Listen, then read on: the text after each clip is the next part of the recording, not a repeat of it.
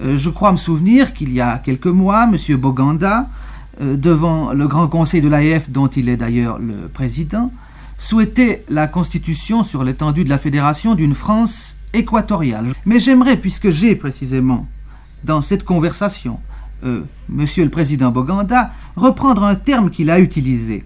Les États-Unis de l'Afrique latine. En effet, il y a là, dans ces termes, une notion tout à fait particulière que je ne veux pas résumer puisque j'ai la chance de la voir près de moi, en quelque sorte, par le miracle de la radio. C'est à lui, en somme, que je demande de préciser sa pensée. Il s'est produit par un effet de hasard que l'une des plus grandes fractions de la race noire, la tribu Bantou, a été colonisée par des peuples européens de culture latine. Le peuple Bantou qui habite le bassin du Congo, le Rwanda-Urundi, l'Angola, le Mozambique, le Cameroun, le Togo et les Dahomey, toutes ces tribus ont été colonisées soit par la France, soit par la Belgique qui a utilisé au Congo belge la langue française, soit par les Portugais. Les Bantous, c'est une tribu, et une des grandes tribus de la race noire. C'est déjà une entité ethnique.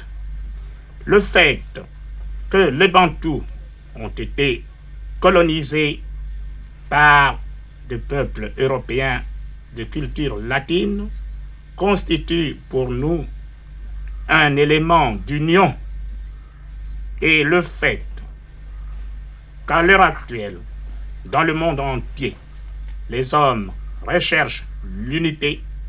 Pris sous cet angle, est-ce que vous avez l'impression, Monsieur le Président Boganda, que le problème du regroupement territorial se présente sous des auspices favorables? Il est exact que, comme vient de le dire mon collègue Gabriel Lisette, nous devons chercher tous les éléments de regroupement. Je crois que là, le président Boganda n'a peut-être pas tout à fait le point de vue de ses collègues. Est-ce que je me trompe? Mon idée sur l'AIF est plus centralisatrice que celle que vient d'expliquer mon collègue M. Gabriel Lisette. Je pars en effet de ce principe que l'AIF constitue une unité et que l'AIF doit faire partie d'un ensemble africain.